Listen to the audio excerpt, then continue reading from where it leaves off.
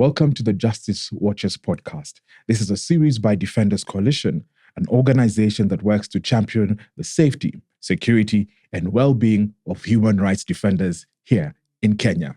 I'm Kevin Mochiro, and I'll be your host for this season. This is the second season of the Justice Watchers podcast, where human rights defenders not only explore the most pressing human rights issues, but also get to share and tell their stories candidly and boldly. During this season, the podcast sets out to amplify the voices of women human rights defenders on the front lines, sharing powerful stories that inspire for equality and human dignity. Defenders Coalition is proud to recognize the work of human rights defenders here in Kenya.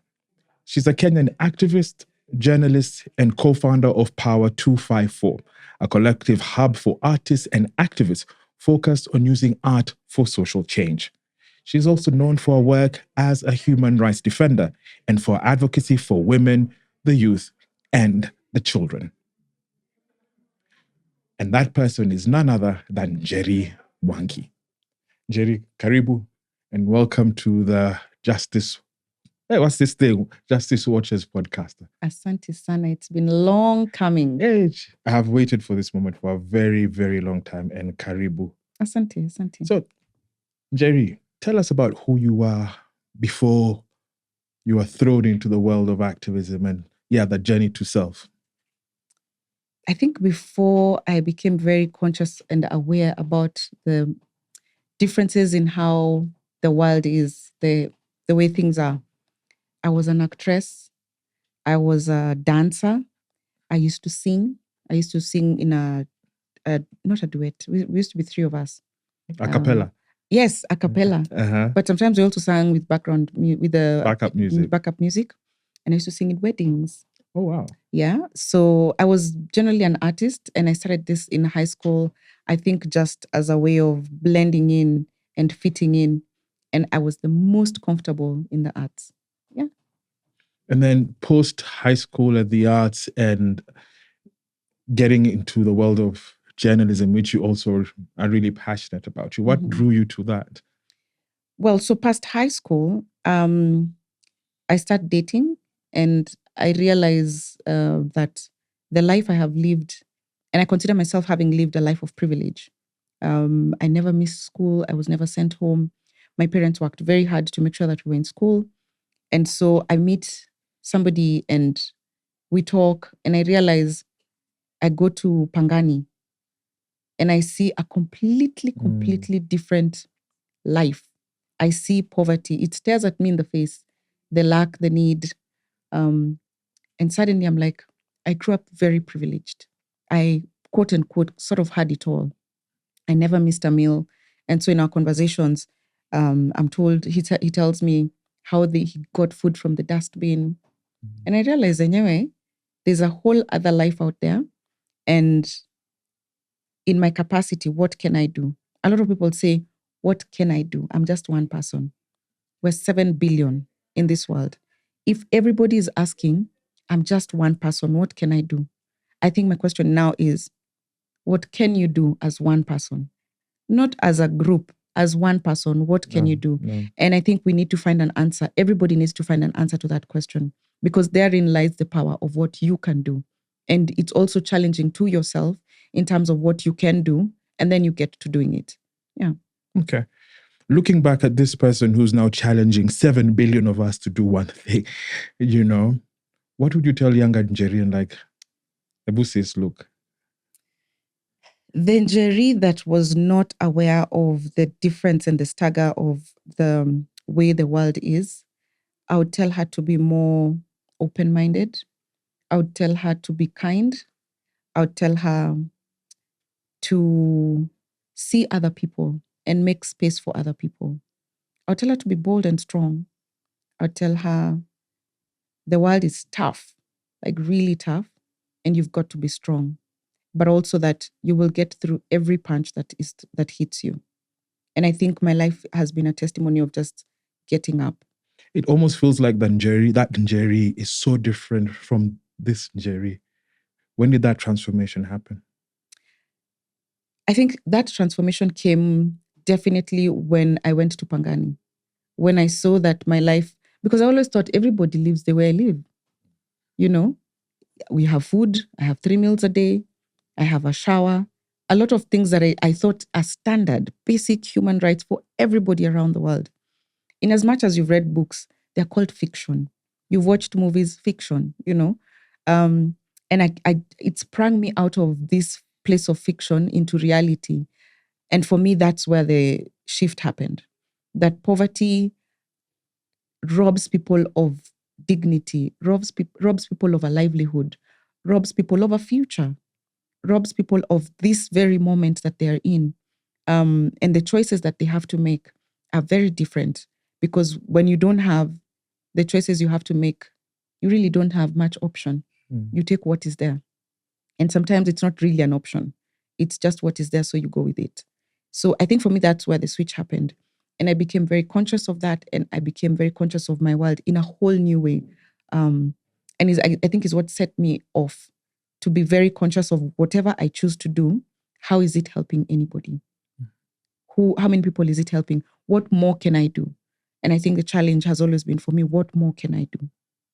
I like the way you draw a balance between your public life, your private life, your life as a mother, and being very intentional about that. I was really taken aback by the fact that you've summited Mount Kilimanjaro, something I didn't get. I got to Kibo Hat Alafu, I fell ill, but you did that with your daughter. How did that change the relationship between the two? Did it change the relationship between the two? Oh my God, she was 12. She was 12 when she climbed? She was 12 when she summited. And originally we had wanted to go to Mount Kenya. Then the plans for Mount Kenya didn't pan out. So I was going to Kilimanjaro by myself. Then she said, Mommy, I want to go with you. And I was like, it's going to be tough. I'd never been. And she jumped on and she said, no, let's go. I mean, this Kenya is not happening, so let's go to Kili. So we went, and the energy that she had, because she was the youngest of the group, we were 6 of us in our team. The energy that she had, she sang, she moved faster. I completely admired. I saw a whole new person in this young girl.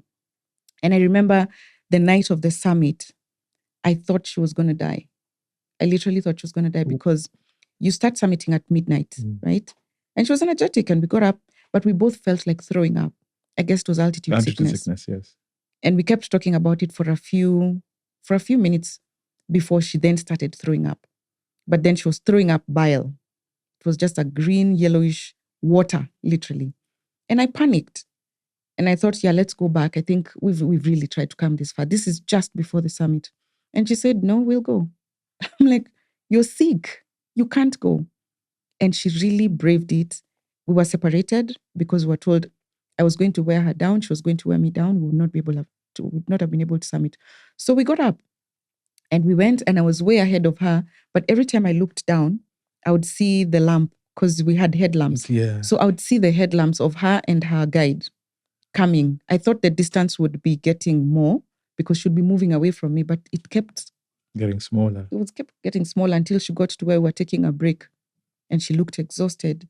But she said, Mommy, I really want to see the snow. And I'm like, what? And we made it to the top. Then when we were told at that time of the year, there is no snow, we won't get to the snow, because she wanted to do the flying squirrel. She wanted to do the flying squirrel. Yeah. She said, Ati, akuna snow, I'm done. So there's 3 peaks. So when she got to the first one and she was told there's no snow, we were just approaching the second one. She's like, where is the snow? I went, no snow, no, go. She's like, I won't touch snow. I'm done. So she went back down.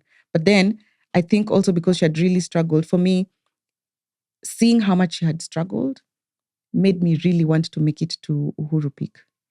And that short distance, about 200 meters, was the hardest for me. And when I think about it, I'm like, sometimes life is like that. You want to give up. You can see the end right there. It feels like you've made it to the end, but it's important that you get to that end. Go and touch that finish line. Against all odds, with every pain, with every struggle, it was worth it. And the views, oh my God, breathtaking. Did you do it for her and for yourself to get to Uhuru?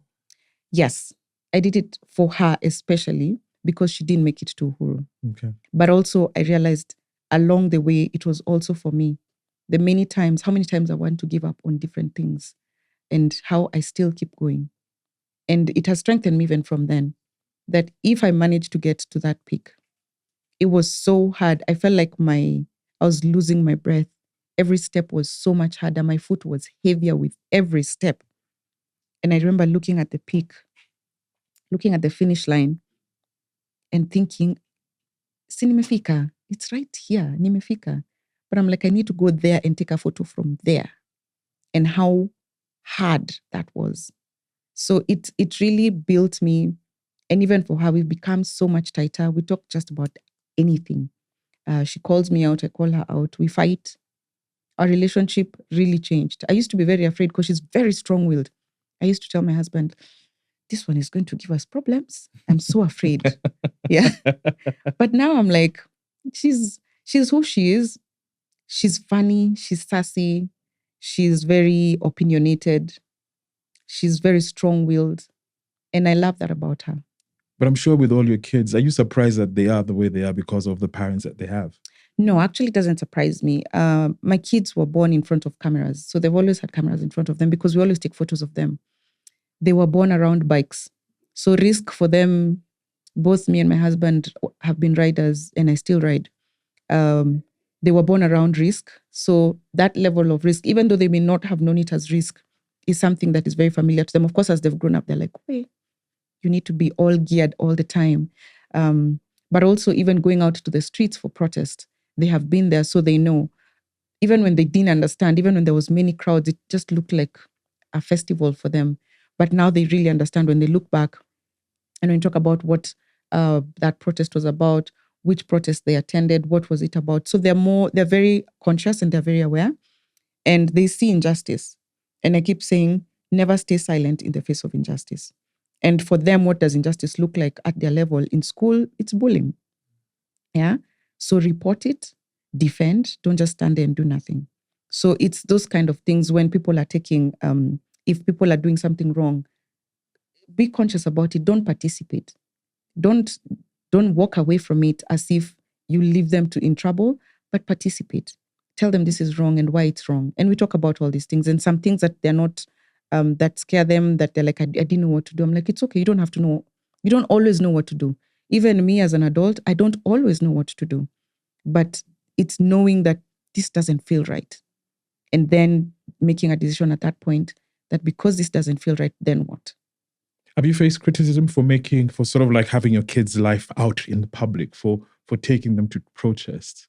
Yeah, there are times when people thought it's irresponsible. And do you get guilty? Do you feel guilty rather? Have I felt guilty? No, I haven't felt guilty. I've never felt guilty.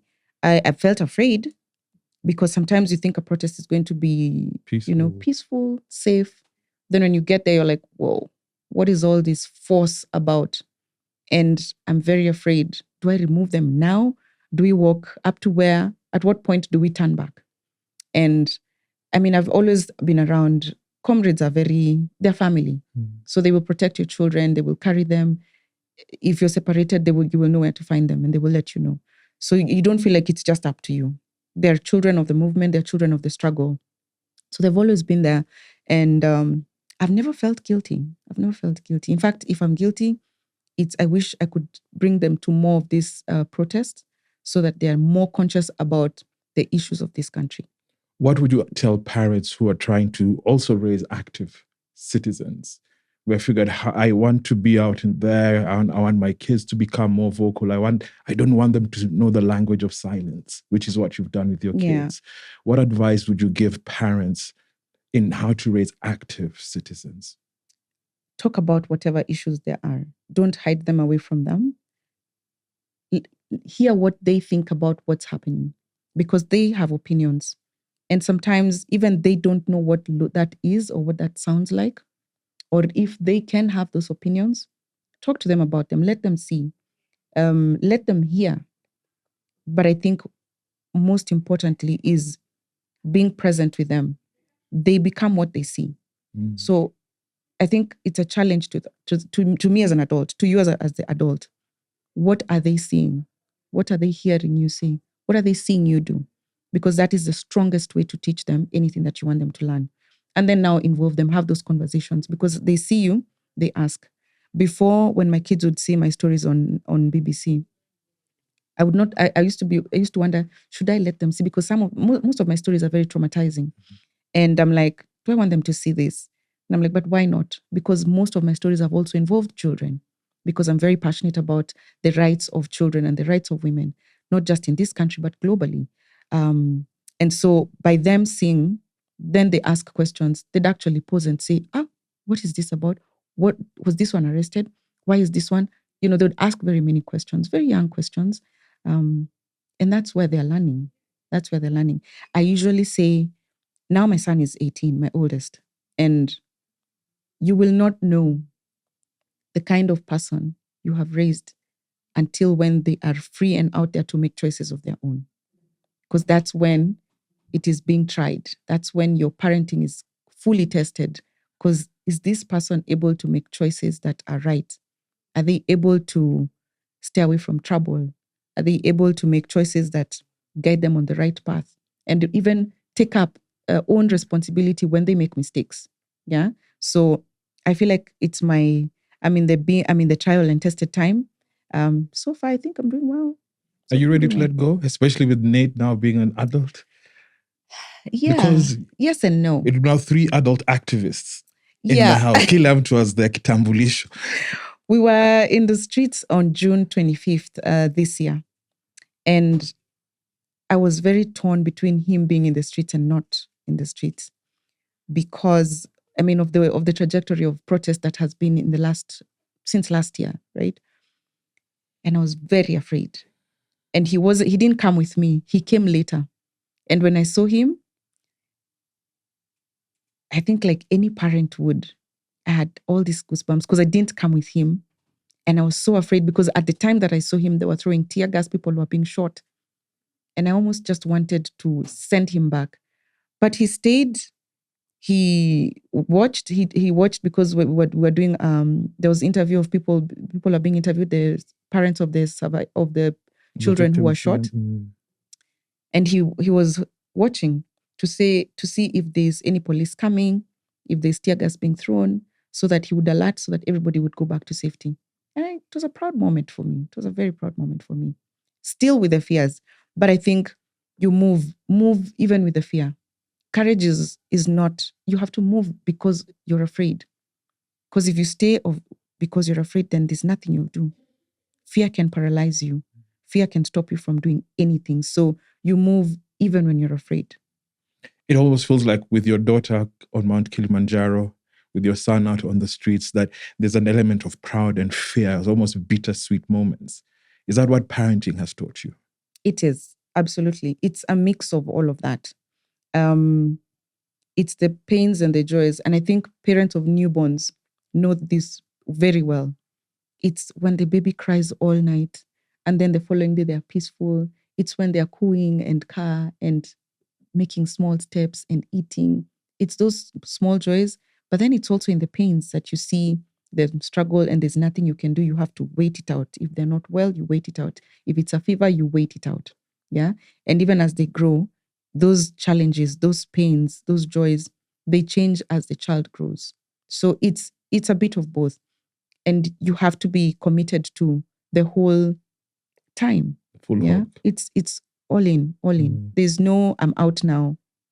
It's a struggle, but it's like life. It can be a straight line. It's a roller coaster. I say life is a roller coaster. It is a roller coaster. Yeah. Gosh, I went for a roller coaster the other day. In fact, and the highs and the lows and the joys and you feel like you left your skin behind you and your skeleton is coming out. It's scary, and it slows down. So it's the ups and downs, and they're all part of life. As we sort of slowly segue into talk more about the activism, I watched an interview where you said you've had to fight fear of your mind, losing your mind. How did you do that, and how have you protected yourself through everything that you really recognize? I need to protect my mind. I think if you look at the way the world is today, there is a lot of struggle and pain. I would say I was a rather maybe religious person. And I saw life through one lens.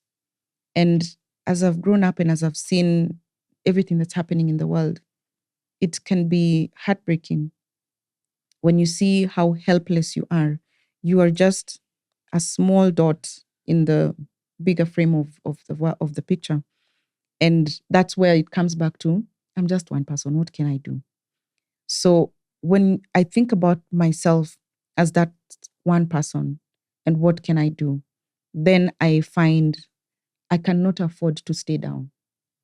I have children who depend on me. I have a community that depend on me.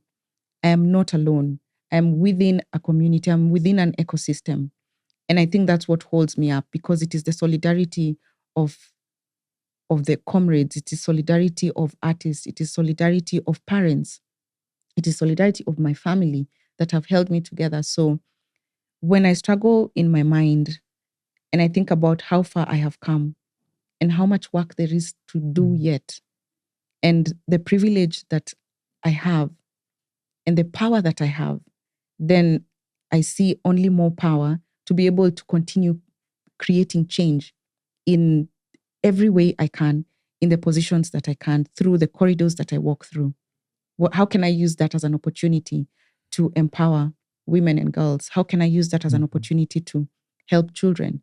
How can I use that as an opportunity to help the artist community? How can I use that as an opportunity to speak about the issues that are pressing for our country or for our community? Just before, I sort of touched on the element of taking you back to Mandamano and seeing Nate out there. What advice would you give parents who have young Gen Zs, who want to go out to the streets? What support can they give their kids? And also, as an activist, what support do you feel you'd like to be given as a spouse from your partner? I think information is power. And the lack of information, people make poor choices because they don't know better. Let young people know everything they need to know. If we shield them, then they don't know better and they will make poor choices. Our leadership is because people did not know better for a great chunk of time. But the more people are becoming aware, I think is the more people are getting agitated because they know better and they can expect better and they can demand better. And it is that demand, because Gen Zs now know that things don't need to be the way they are. They can be better. Whether it is because of social media, whether it is because of TV, whatever exposure that they've had, they can see and they know that they can get better. And it's happening. So that agitation comes from a place of information, comes from a place of being aware. And it's happening well. It's going well. I think people say things are boiling nicely because people are becoming more conscious. But also, if they expect better, then they must be better themselves. Yeah. And by way of support is when somebody wants to do something, when your children want to do something, make sure they have all the information all round to be able to make that choice, to be able to say, if I'm going to the streets, what am I going to the streets? What is this about? Why does it matter for me to be in the streets? If I'm not going to the streets, what is my contribution? What else can I give towards this cause? I'm aware of the cause, I'm aware of the needs, and I'm aware of the end goal. So position yourself in that chain and give what you can offer. Unfortunately, we have monetized. Civil society, I guess even government has monetized everything. People are not volunteering. Mm-hmm. We need to create a spirit of volunteering, of giving. Absolutely. Of giving. Give food to the needy. Give medicine. Give clothing. Kenyans are very giving. We've given to a lot of causes, by money, food, clothes. People just give. And that's something that we need to continue giving, because it is in that giving that even your gift is inside it. It's wrapped inside it, because it will come back to you what you give. Okay.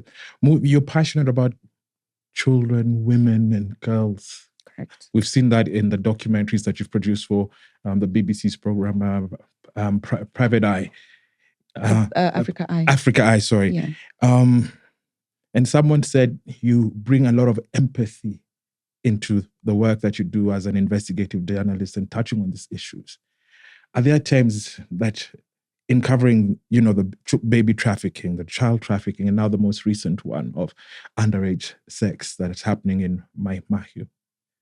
At there are times you go like, this is enough. Starkey.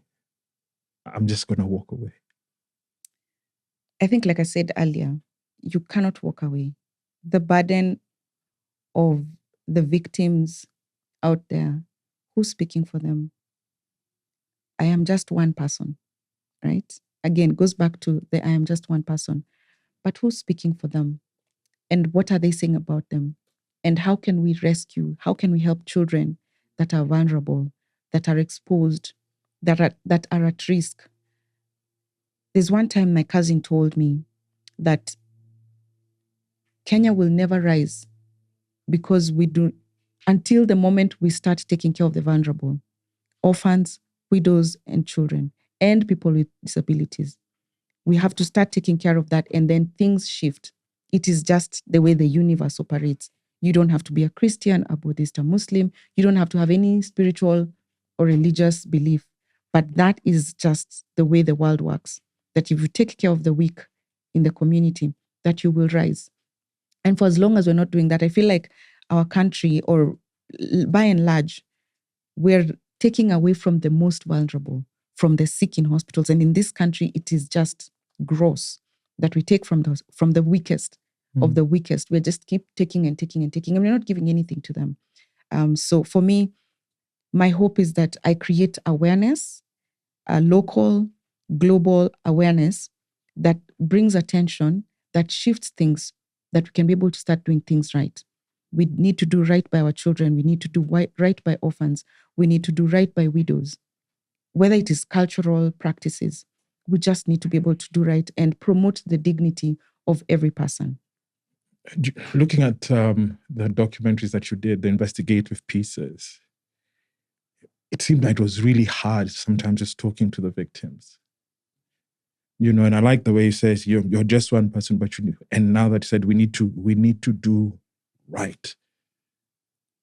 And when we spoke yesterday, he said there needs to be more. What can we do? We're in a very digital world right now.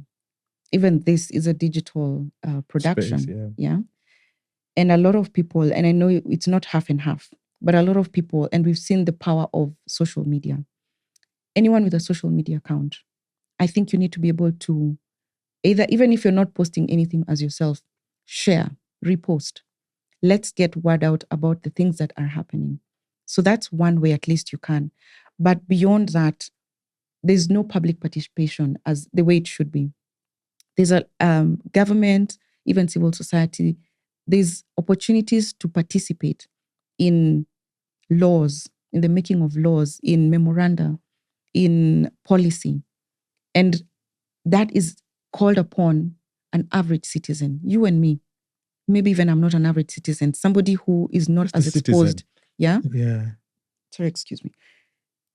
Being present when these discussions are happening, because we wait until things are done and then we say, oh, but you didn't. But where were you? So we need to participate we need to be present in public participation. We need to hear, we need to read, we need to demand, we need to hold our leaders accountable. We need to be part of the solution, because the problem is our leaders, is what we say. But it's not just our leaders. I strongly believe we are part of that problem. We voted them in. And when we do, we feel like our own responsibility is to vote. So first, we need those who do not have voters cards need to be able to vote. So need your IDs, go and vote, but don't just vote. Vote for somebody who represents the ideals of the future that you want, and then hold these leaders to account, because that's where we start to shape and even hold them accountable, that they're able to do the things that they said they would do. The things that their office are tasked with doing, they can do them. But if they can't do them, if we're not holding them accountable. What gets you going every morning? Like what keeps, I'll just rephrase that. What's the thing that you wake up, say, I'm just going to continue doing the work that I do? What motivates you to do that? That's a very nice question. And sometimes I used to wonder, why do I keep doing the things I do? But I have seen young people come up and I feel like take the baton. Like even when I'm chilling and resting and I've put the baton down, they come and take it and run and keep the struggle and keep the fight and keep the conversations going. And I think for me, that's why I cannot stop. Stopping is not an option. Resting is an option. And resting we must. And I think everybody I'm around with, I tell them, you must rest. Rest is part of the struggle. But we need to strengthen that space to be able to allow people to take that break, because they're very necessary breaks. They're important for your mental well-being. They're important for your physical being. If you know that you can step out and the struggle continues, it doesn't get weaker, it doesn't stop, then you're able to step back. But I think what keeps me going is seeing these young people with so much energy, with so much life, with so much hope. Their dreams have not been broken. They're not disillusioned. As you age, sometimes you feel like, Manze, I've been doing this for so long. I feel like we're moving backwards instead of moving forwards. But then you realize you are moving forward, slow but sure, slowly. You're making progress. And that's why you can't stop, because they come and they renew that energy. They occupy the spaces you've been in. They sit beside you. They walk beside you. They run beside you. They shout beside you. And that's why you can't stop going. There's something you said that sort of makes me sometimes struggle when people, where activists my age saying, I've been doing this for so long. But I tell them there's no time frame. There's no limitation to being an activist. You can't say, I'm going to stop. Do you think that is a problem when people say, I've done this for too long? Activism is not it's most of what is in your heart, isn't it? And it's not a career or passion. Yeah. Is it that sometimes we look at activism here that way, we've monetized it, we've made it a career, and saying at 55, I'm hanging my boots. Yeah. And justice doesn't stop. Yeah, it's true. I think that anybody who's turned activism into a career, then it's about money as well. It's driven by money. It's not driven by causes. It's not driven by change. It's not driven by impact. And you need to be able to know that activism is a way of life. It is standing up for what you believe in. Activism is an active citizen. So, can you be an active citizen? Anybody can be an active citizen. What does that look like for you? You know, are people not being fed? Are people being given half the money that they were supposed to be given? Are people not getting aid?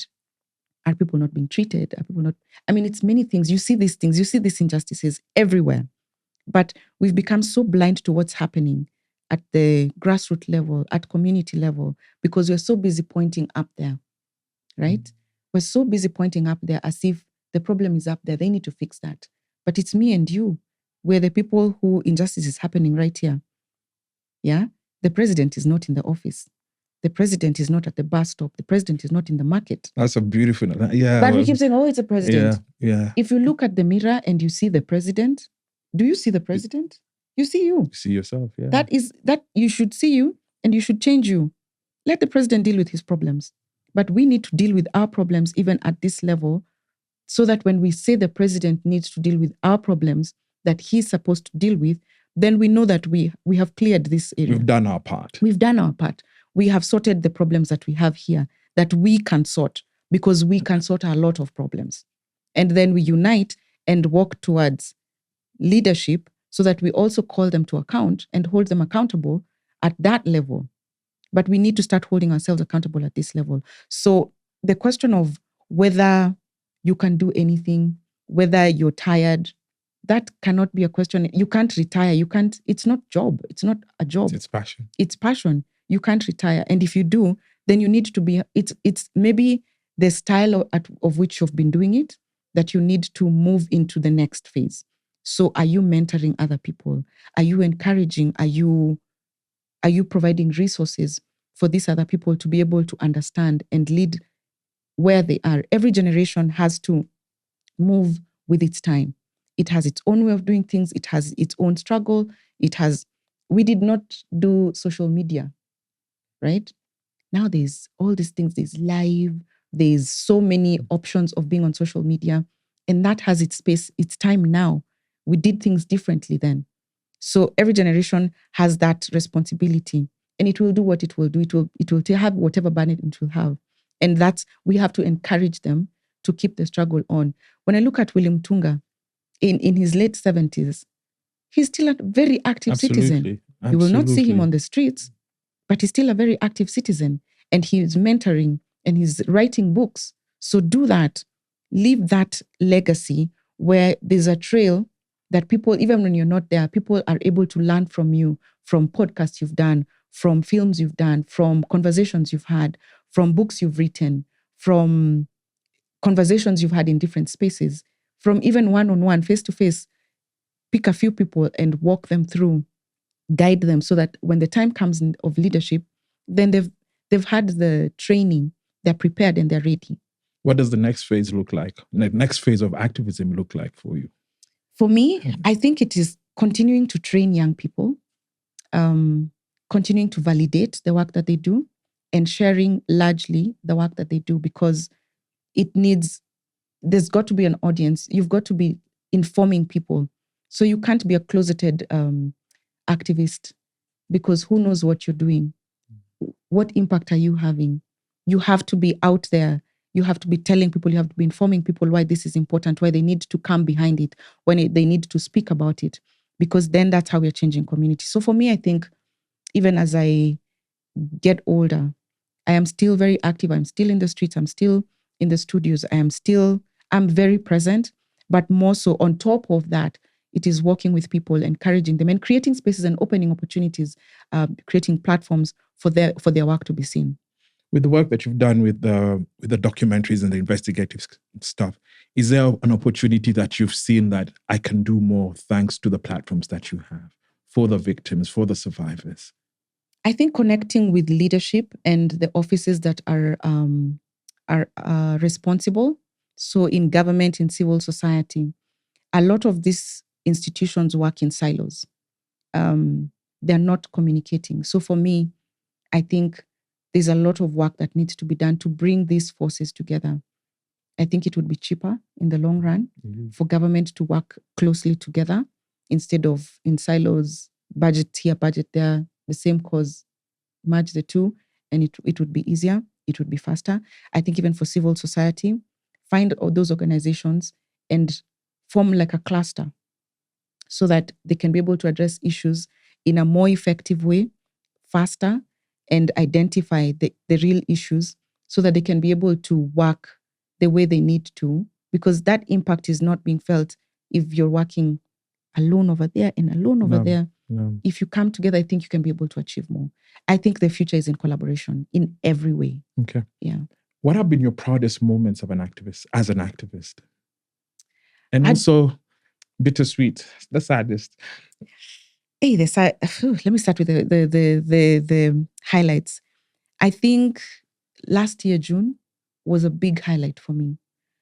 And also, it was like a double-edged sword. Sorry. Seeing millions of people in the streets standing up for what they believe, for me, was very refreshing, because it means people are aware, people know that they can have better, and people are out there demanding that they get better. So that was a big highlight for me. While yet at the same time, we lost very many young people that were shot. And to date, there has been no justice for these young people, for these families. There has still been no justice. And that in itself has been something that has carried on. And even this year, when you look at the protest, even this year, there's millions of people coming out to the streets. Because if you ask people on the streets, they will tell you what pains them. What does that say? There are more active citizens today than there were last year, than there were before the year that. There are more active citizens out there. People are more empowered. People are more knowledgeable. People know where to take their grievances.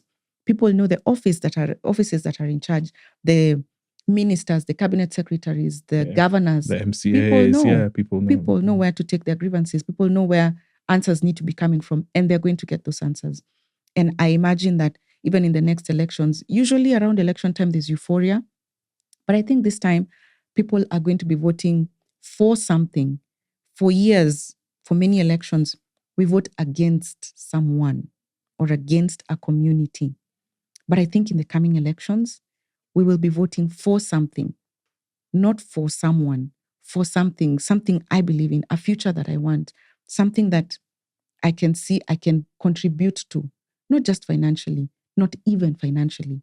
I can contribute to building this nation, to building this dream, to making this dream come true for me, for my family, for my generation, for my children and my grandchildren, because it is in that building. Everybody can carry a brick. Today, if I told everybody here, take a piece of brick and bring it and place it here, everybody can, right? Everybody can. Even a child can carry that. So we have to see ourselves as nation builders and do our part wherever we are. Be honest in your dealings. Be honest in your conversations. Take responsibility for where you make mistakes. Because if you don't, then that's the things that we're passing down. So it is up to us, every one of us. It is up to every one of us to make that change, to be that person. Yeah. And the saddest? Besides the same protest of June 25th, I think there's been personal attacks in my family, and seeing my children struggle, I think for me has been the hardest thing. For them to be lost in wonder, like why, what's happening? The times that police have come to our house, they just storm in, and my husband is taken away for questioning and being in court for trumped up charges. Yes. Yeah. So that has been difficult to watch my children get through that. But at the same time, that they've been able to rise above it, it strengthened us as a family, I think has been empowering, has been strengthening, because we struggle together. We are down together and we rise together. And when one is not rising, we are there and we pick each other up. It feels like, Njeri, sometimes, forgive me for saying this, you're constantly fighting. Because, like in this case, if the cops come to the house, you're fighting to protect your kids. You're fighting to protect your husband. You're fighting to protect yourself. You're fighting to protect your own sanity. Mm. You know, you're sheltering. Motherhood comes in. There's motherhood and being a fighter at the same time. How do you deal with that? How, in that moment? I've learned I can only do so much. So even with all that struggle, even with all that fighting, you find pockets and moments of joy, of happiness, and dip and drink of that well, because that's what energizes you. And I said earlier, you need to rest, because when you rest, then you're energized, you heal. It is in those quiet moments, it is in those fun times, it is in solitude, and that's important. That's the only thing that keeps me going. Feeding from my family, feeding from that silence, solace, I think has been what has really strengthened me and helped keep me going. Life is a struggle. Life is fighting one thing or the other. Unfortunately, I think in this part of the world, it's a constant struggle everywhere. It depends on the magnitude. Yes, it's a constant struggle, and also at what point, yeah? But you're constantly struggling for one thing or the other. And so you just have to find a way to keep moving, so that is not the only thing that's happening in your life. When there's joy, enjoy it. When you need to rest, rest. When you need to sleep, sleep. When you need to eat, eat. Feed your body. It carries you. It takes you through life. Where do you go and find your joy? Again, with my children. I'm a biker. I love to ride, and I mean motorbike. So the wind in my face and that speed, the sound of my bike, just go. It feels like there is nothing. The only thing you can focus on is the road and what's in front of you. You just go and everything else is insignificant. It feels like it's all falling, all breaking. It doesn't matter in that moment. It's easy and it's fun. Have you had much time for joy? Because it's been a tough year. This year has been a tough year, a very tough year. I wouldn't say I've had time for joy or there has been joyous moments. I think I've had times for break and silence. And in those times, I've found healing. Even if not full healing, total healing, it is in those moments that I've found healing. Yeah. Okay. Njeri, I'd asked you earlier on to come with a quote to share with us from an activist who inspires you. Do you mind sharing that with us as well as we bring this very inspiring conversation? And I really like the fact that you constantly say, you keep on saying, I'm just one person, but you challenge that one person. Yeah. You bring that, you weave that into all your narratives. Thank you. Thank you. Thank you. The thing, that very, what you've just said about me being one person and doing what I can, I think for me, my life quote is from John Wesley. It says, do all the good you can, by all the means you can, in all the ways you can, in all the places you can, at all the times you can, to all the people you can, as long as you ever can. Njeri, thank you so much for being on the Justice Watchers podcast. Thank you for doing all that you can. Thank you. Paint us a picture of when all is said and done. And what does that look like? Oh, wow. When all is said and done, children are safe. Women are safe in the world, in this country. Our leaders are accountable. They work towards building up this nation, giving to the people. Citizens are active, giving towards nation building. You're building this country as an individual. You're giving towards, you know that it matters. Everybody knows that it matters. Everybody knows that they matter. Every child, every man, every woman, every young person, every old person. We are taking care of the elderly. We're taking care of persons with disabilities. We're taking care of our young ones. We're taking care of everybody. And everybody feels taken care of in this country. I think for me, when all is said and done, everybody knows where to find what they need. Everybody has an equal chance to thrive, to grow, to be anything they want. And this country is feeding itself, it's feeding its people, it's feeding its neighbors, it's safe. Nobody feels the need to go into crime because they can get work. They can find a way to make a living. For me, when all is said and done, that is the world that I see. That is the Kenya you see. That is the Kenya that I see. Thank you very much. Yeah. The Justice Watchers podcast is a podcast of Defenders Coalition. You can subscribe here on the YouTube channel so that you can keep up to date with all the episodes. And you can also follow Defenders Coalition on all their social media pages. On Instagram and X, they are Defenders KE. On Facebook, Defenders Coalition. And on their website, they're defenderscoalition.org. Asante sana for watching. This episode was recorded at Summerbox here in Nairobi. This has been the Justice Watchers podcast.